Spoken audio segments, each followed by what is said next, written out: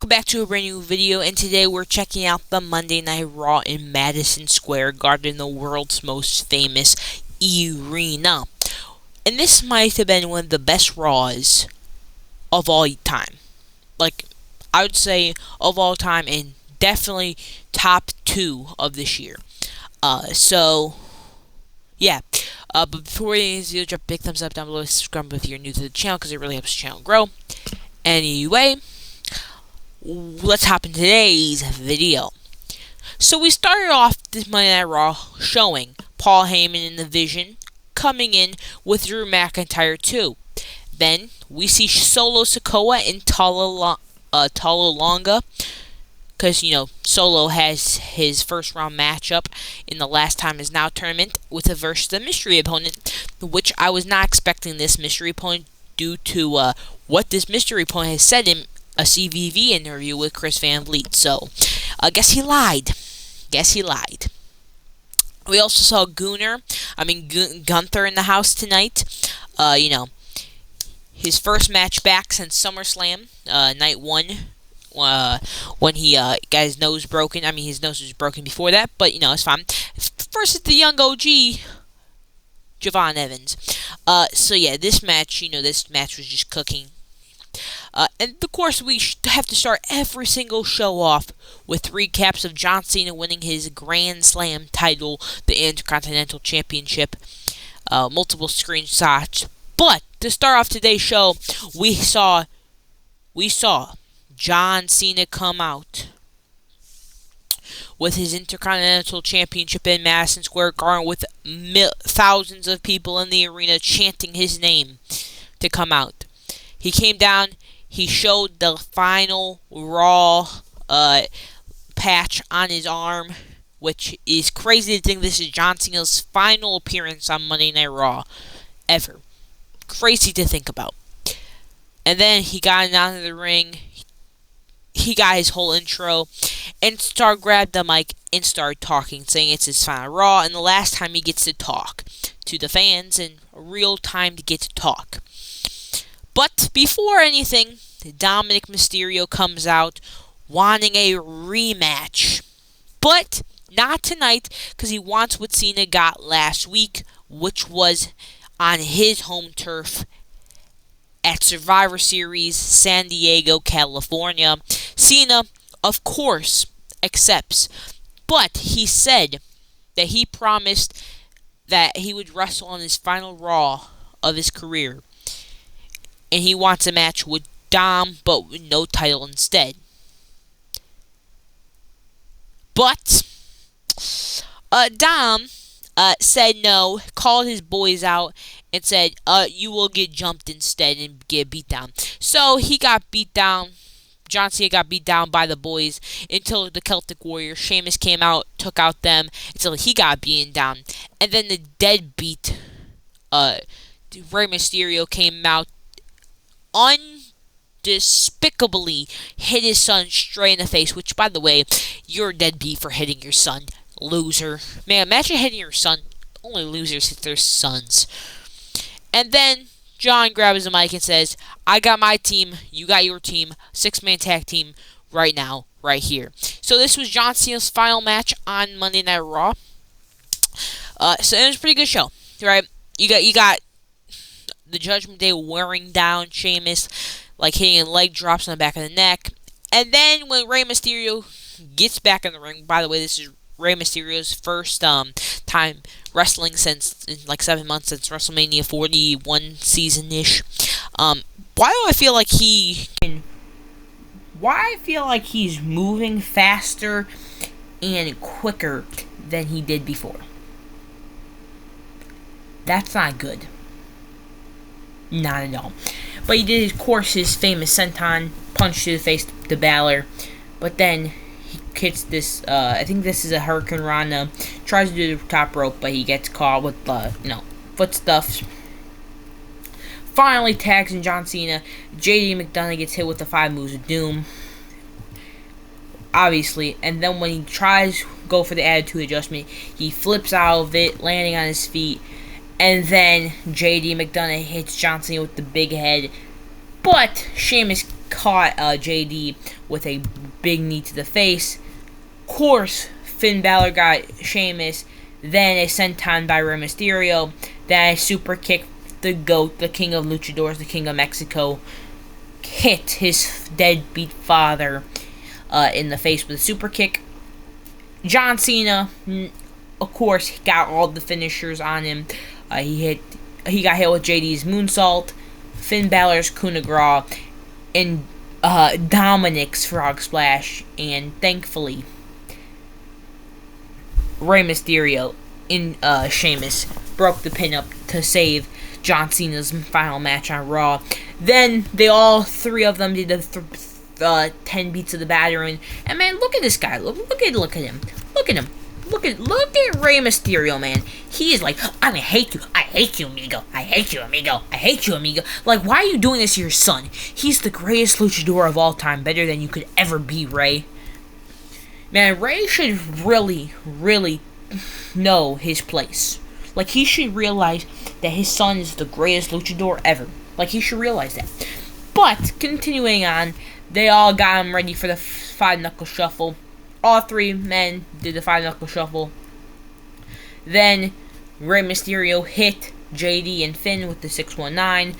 Finn got hit with a brogue kick, and JD got hit with an AA to finish them off.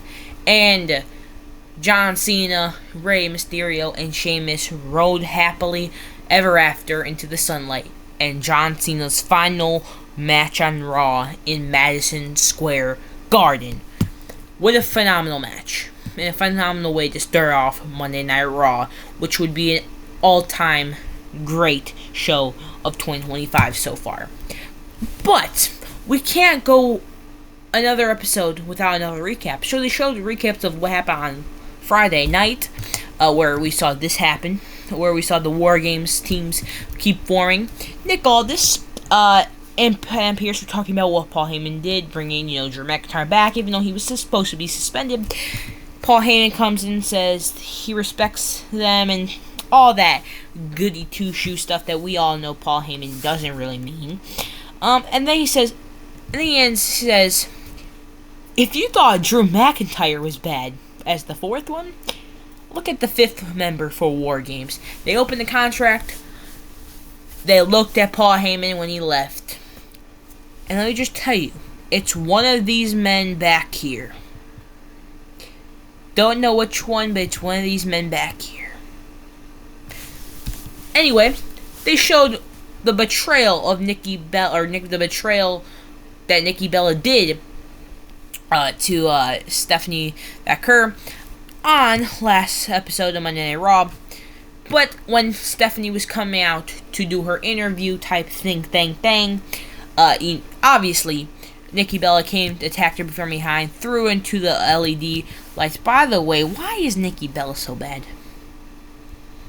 I don't understand. Then she grabs her by her hair, grabs the microphone, and says, I didn't come back to WWE to sit on the sidelines or be your sidekick.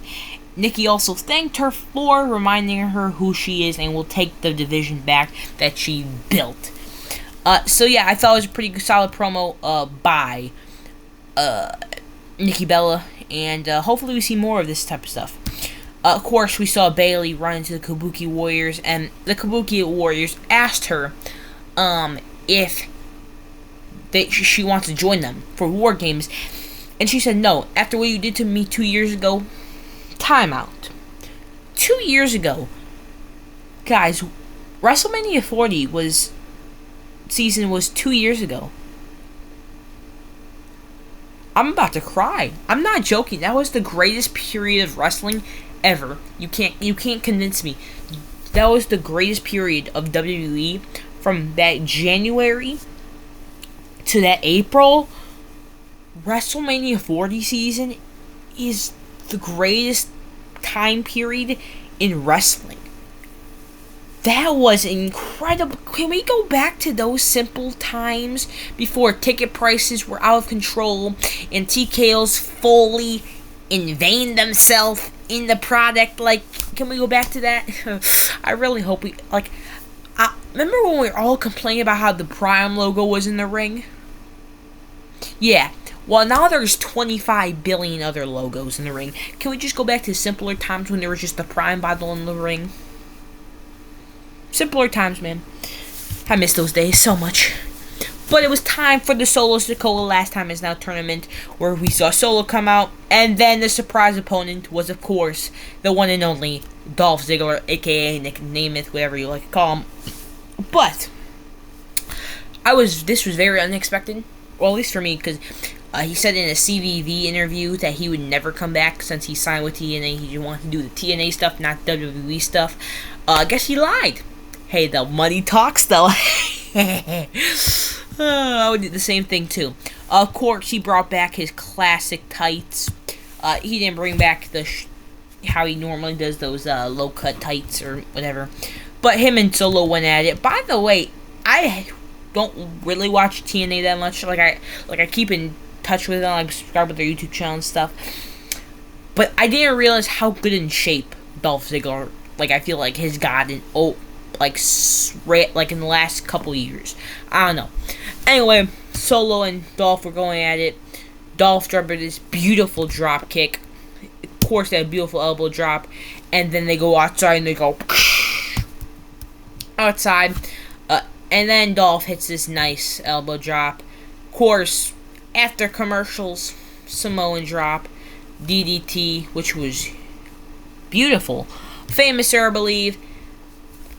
But Dolph Ziggler got hit with a nasty spinning solo.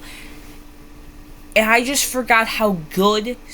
I literally forgot how good Dolph Ziggler is at selling moves. Like, he looked like he just died right here. But yeah, I really thought that. And then we almost saw Dolph Ziggler win the match when he moved off the corner when Solo did a splash in the corner. He hit the LED post, stumbled back, got hit with the zigzag for the 1-2, and then when Dolph was going for the super kick, he got caught, moved out the way, then hit another little tiny super kick, but then he got out of nowhere. Solo hit a flash Samoan spike, and Dolph Ziggler sold this move like he just got shot with a rocket launcher. He went like he got hit with it and like literally died. And by the way, Solo, what do you expect? Dolph Ziggler is not a signed WWE wrestler. So, what do you expect, man? What do you expect? Anyway, Alexa Bliss comes out begging Charlotte Flair to put her differences aside and with Rhea and team up with them for War Games. Alexa, why? Like, why? Why do I have to put my differences aside? I don't like Rhea. Rhea is a piece of cake. But of course, Lash Legend and the Kabuki Warriors come out. They start insulting her. They eventually attack her. Charlotte Flair finally comes back down after I don't even know. She finally comes out though, starts whipping both of them with a kendo stick. By the way, Charlotte was going a little extra in those kendo sticks. By the way, just got asked, what is this, Charlotte? What are you wearing?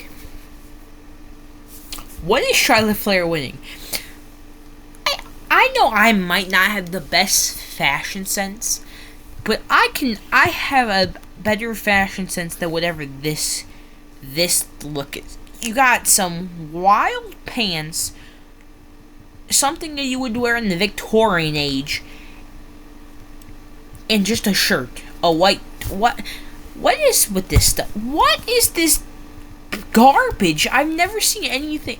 Fashion nowadays is just garbage. Like, fashion back in the 1940s was way better than whatever this is not a good look on anybody. Like, that was disgusting. Of course, they helped each other up. Also, it's been confirmed that Survivor Series War Games, it will be Stephanie Vaquer versus Nikki Bella. And guys, I'm just going to let you guys know, be prepared to have your new Women's World Champion be Nikki Bella at the end of the show. Just be prepared. But it was time for the Women's Intercontinental Championship match where we had Becky Lynch take on Maxine Dupri. This was a pretty solid match, Becky most of the part hitting her back, wearing down Maxine.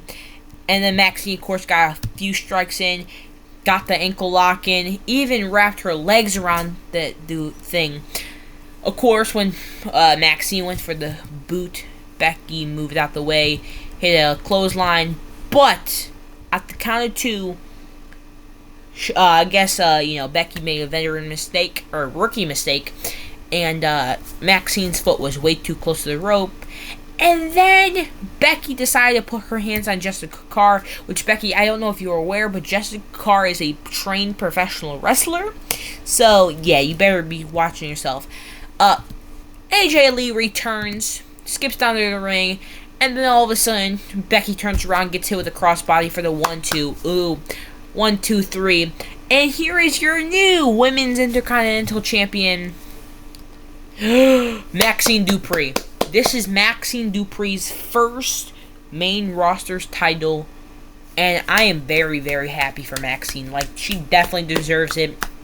I will say, maybe give her a couple more times to, get, more training in.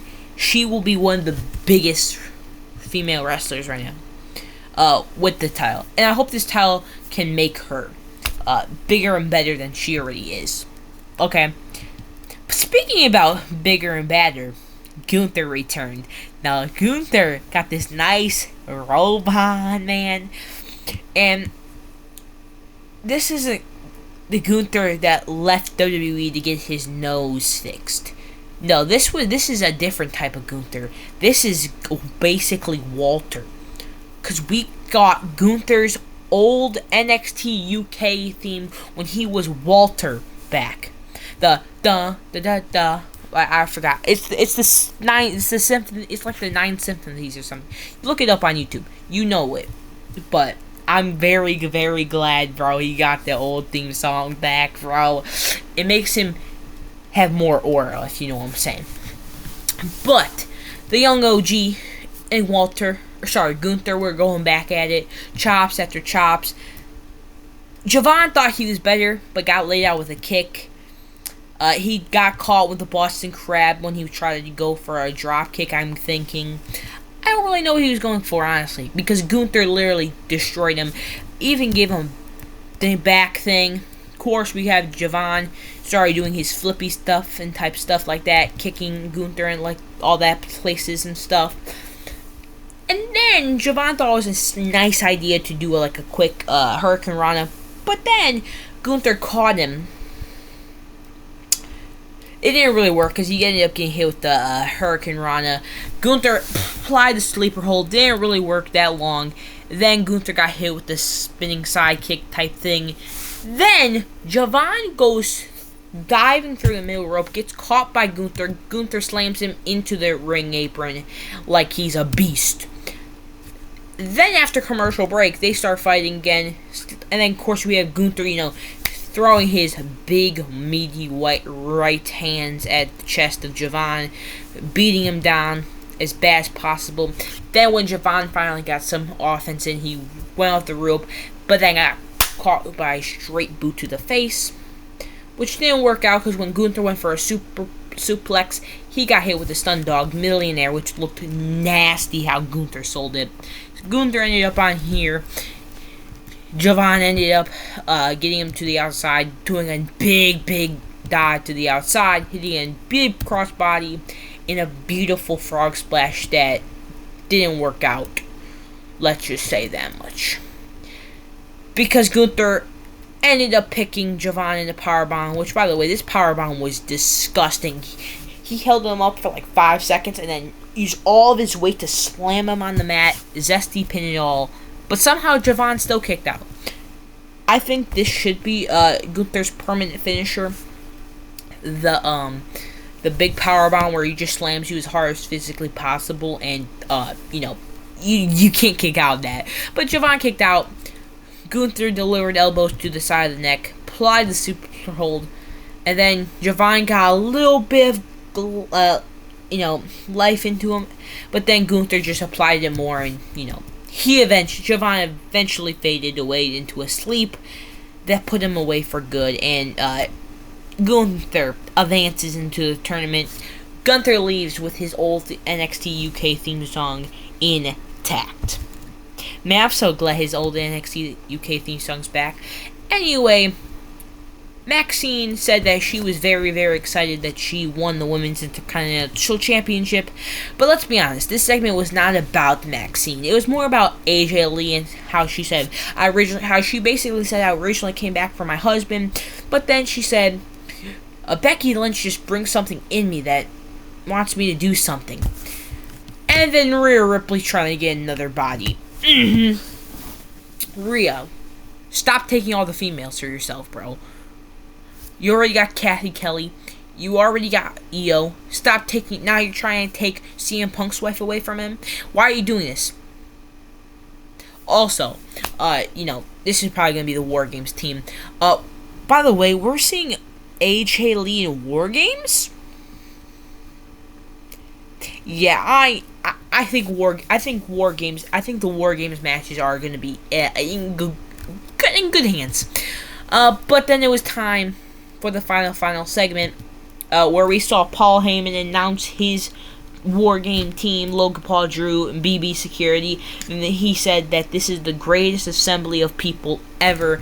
Then CM Punk music plays, Jey Uso music plays, Cody Rhodes music plays, and the brawl starts. They all brawled, super kick, running knee, the classic bulldog, until Brock Lesnar comes out and throws CM Punk around like he weighs 2 pounds. CM Punk got thrown on his head multiple times, and look at that craziness. Then my GOAT, Cody Rhodes, comes in, is not afraid to take his fight to the Beast, which why not? He already beat Brock Lesnar twice in the first place. But then Brock Lesnar hits the German suplexes, and by the way, I don't know why Brock was hitting these superplexes as hard as he was. He was like, boom, throwing them to the mat. Like, Cody almost landed on his head right here. Like, Brock, troll down, bro. You don't need to throw your opponent as hard as physically possible. But then the Tribal Chief comes out, Roman Reigns, the original Tribal Chief one, comes out with his nice arm sleeve like he's playing basketball or something, stares down Brock Lesnar for a little bit, but then catches him with his Superman punch. Then security comes in, breaks him up a little bit. Bronson Reed comes out, boom, out of nowhere. After takes out security, Roman, when Bronson was trying to go for a tsunami, Roman hit him with a Superman punch, take him down. Then NYPD comes out to stop Roman Reigns from attacking people. They didn't really do a good job because, CM Punk right here literally was choking out Logan Paul with the kendo stick. Anyway, Roman somehow gets past the NYPD and spears Bronson Reed through the barricade, and as you can see, took out a couple of cops. So if we don't see Roman next week, we can probably assume he got arrested for attacking a police officer. So we could probably assume that. That was basically much it. And, the policemen are down. So, yeah. And then Roman had to climb off and stuff. So, the Men War Games are set. Very, very interesting. So, we're going to have So, let me just tell you the teams of the Men's War Games.